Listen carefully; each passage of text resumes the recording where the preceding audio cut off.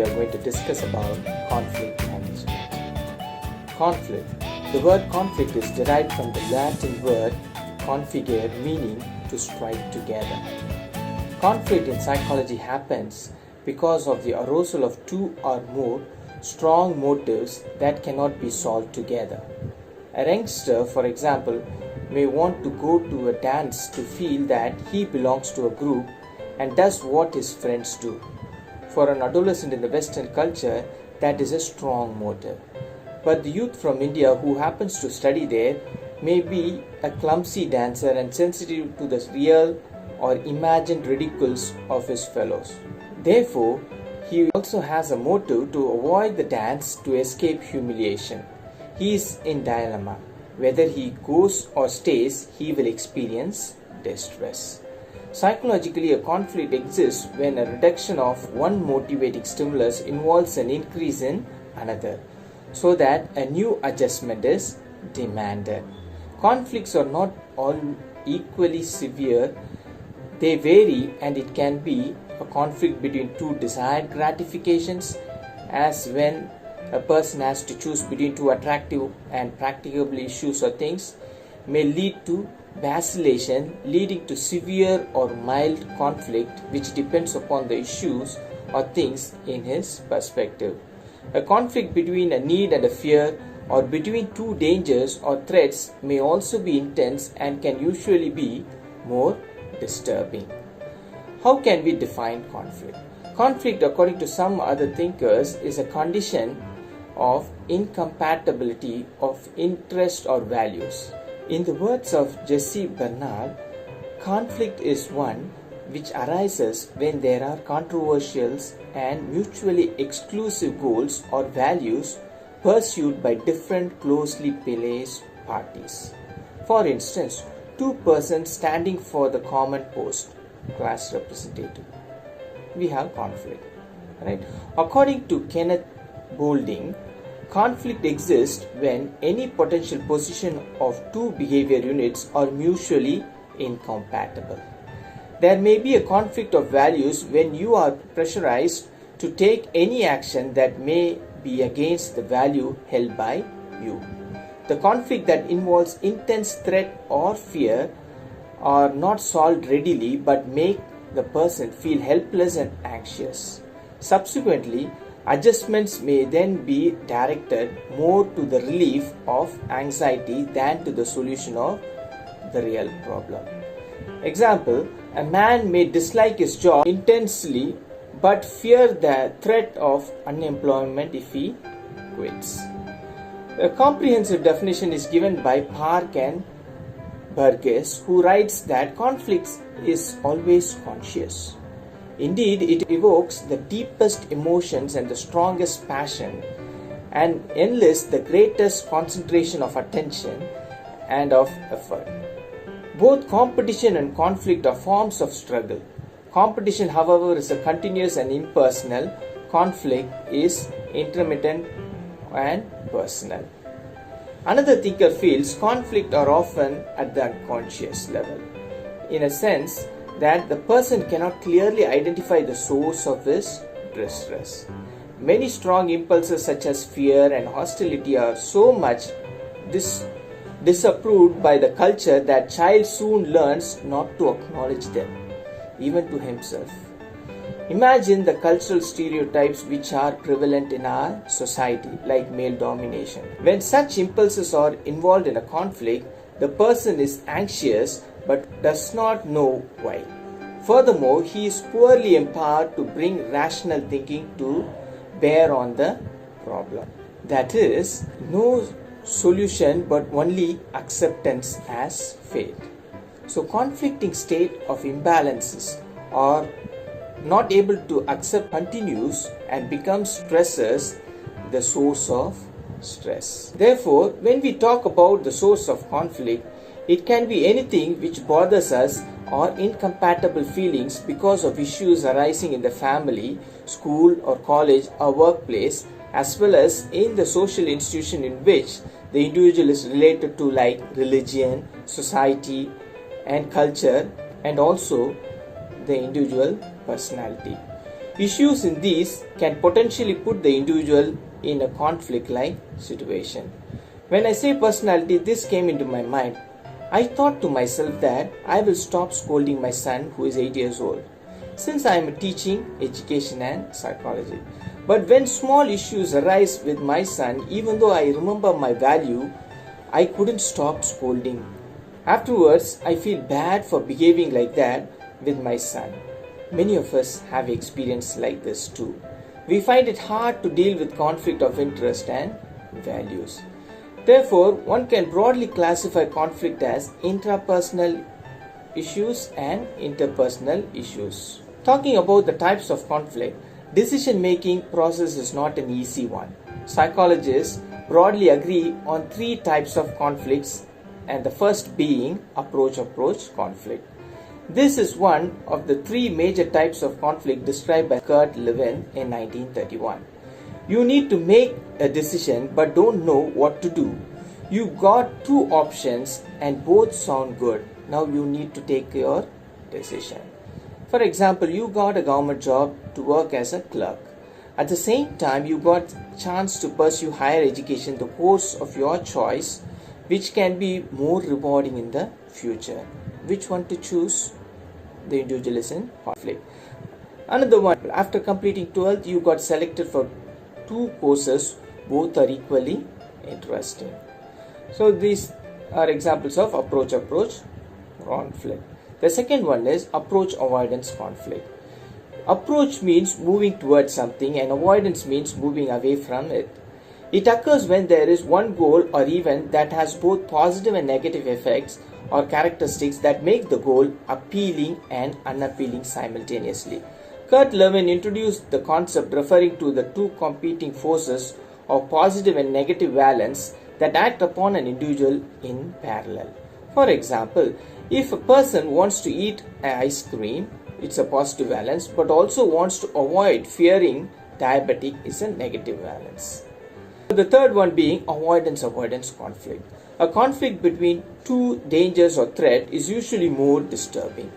The avoidance conflict refers to making a decision between 2 equally undesirable choices. A simple example of this could be making a decision between doing homework and avoiding censorship by the teacher. The child generally wants to avoid both because of lack of interest. Having gone through the types, it is also important now to manage conflicts effectively. Therefore, the concept of conflict management came into existence. Conflict management is a process of limiting the negative aspects of conflict while increasing the positive aspects of it. The aim of conflict management is to enhance learning and personal or group outcomes, including effectiveness in overcoming issues or performance in an individual or in organizational setting. When there are people or opinions or decisions to be taken, conflicts are bound to happen. Different people use different methods to resolve conflict, and the most people have one or more natural or preferred conflict resolution strategies that they can use regularly. And it is possible to scientifically measure an individual's inclination towards specific conflict resolution strategies. Therefore, one can define conflict management as the practice of being able to identify and handle conflicts sensibly, fairly, and efficiently. Since conflicts in individuals, family, or workplace are natural, it is important that we understand conflict and know how to resolve them. This is important in today's world more than ever before. Everyone is striving to show how valuable they are, and at times this can lead to disputes within or with other members, triggering conflict management response. Let us look into Thomas Kilman's model on conflict resolution strategies. He identifies 5 different approaches to resolving conflicts.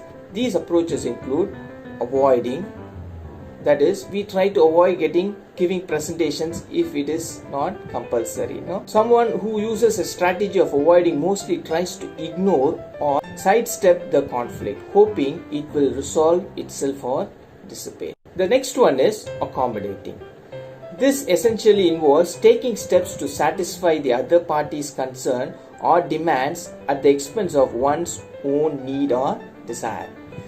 For example, you joining a course by compulsion, that is, parents pressurize you and you are not really interested in opting for that particular course. The third one is compromising. This is the lose-lose scenario where neither you nor the other person really achieves what they want. This requires a moderate level of assertiveness and cooperation. It may be appropriate for scenarios where you need a temporary solution or where both sides have equally important goals. India and China are now trying to find a compromise, can be a best example for this. The fourth one is competing. This is the win-lose approach. Someone who uses the conflict resolution strategy of competing tries to satisfy his own desires at the expense of the other parties involved. Competing for the chief minister post, or I want to be a class representative, or I want to come first in the class, top ranker. No, all business outlets have this hire or fire approach, Darwin's survival of the fittest, reality TV channels, all these things work on competition, competing. The next one he talks about is collaborating.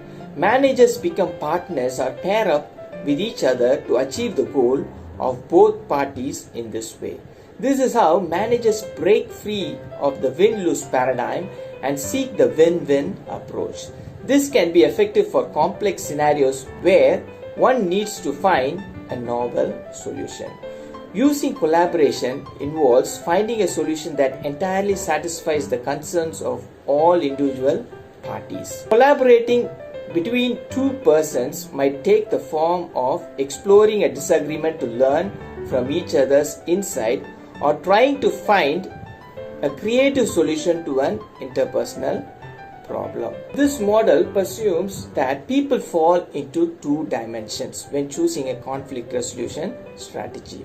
One is assertiveness and the second one is cooperative.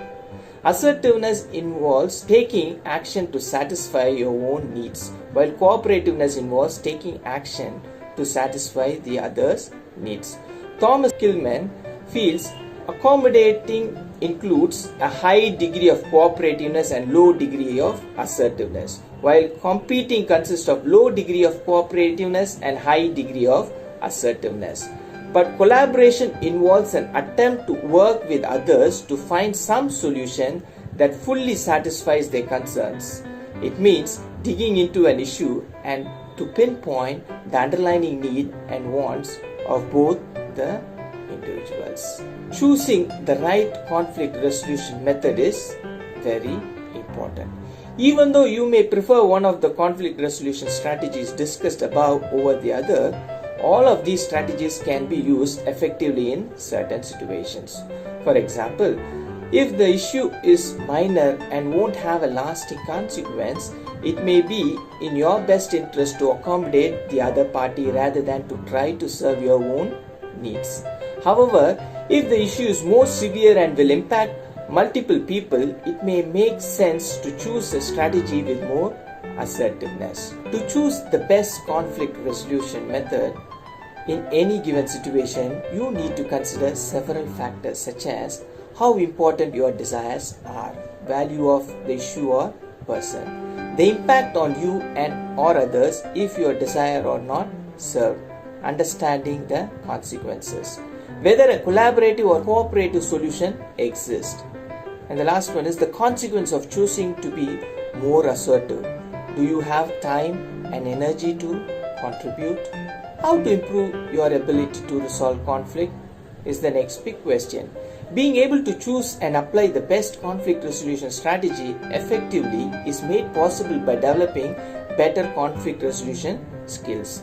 Example of conflict resolution skills that can help you include the ability to listen carefully, identify specific points of disagreement, express your own needs clearly in an effective manner after careful analysis, view conflict as an opportunity for change and growth, and finally follow the specific issues without generalizing or escalating the situation.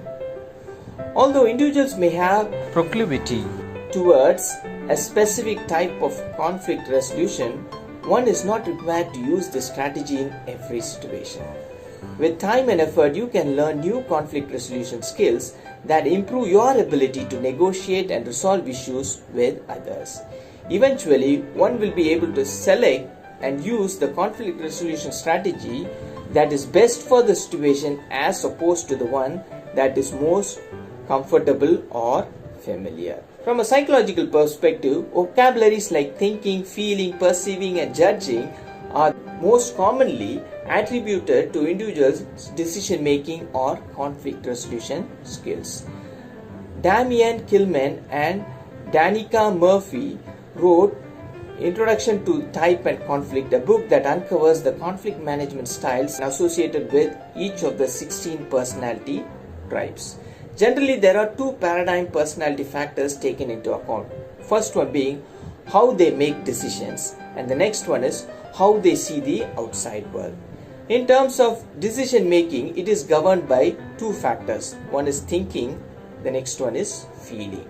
And in terms of viewing the outside world, it is either by judging or by perceiving. Decision making is governed by the combination of one of these four factors. Thinking versus feeling.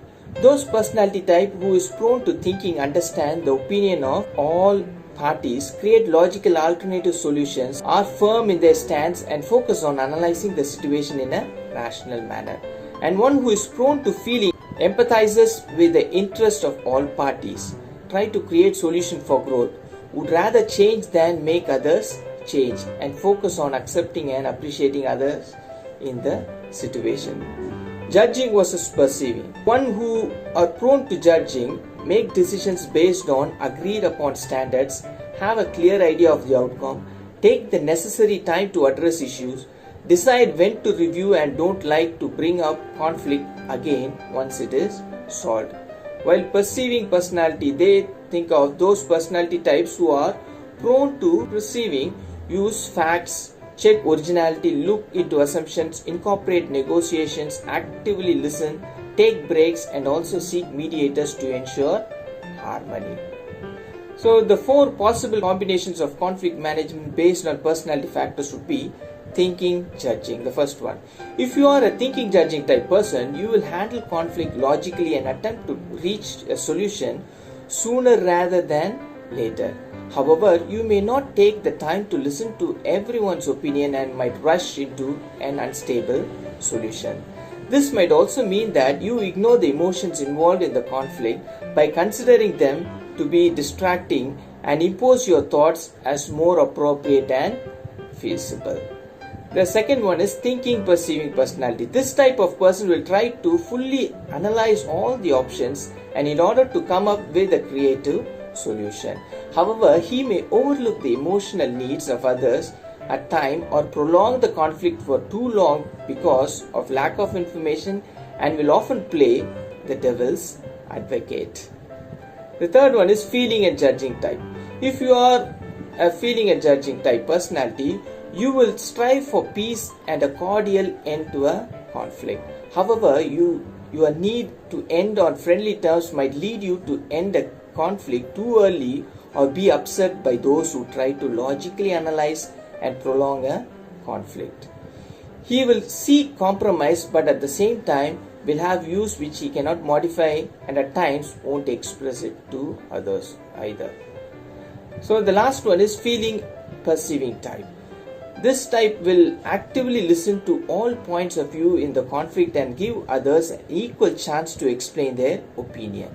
However, one can get frustrated by those who try to come to a rapid solution and avoid logically analyzing what individual considers to be negative alternative.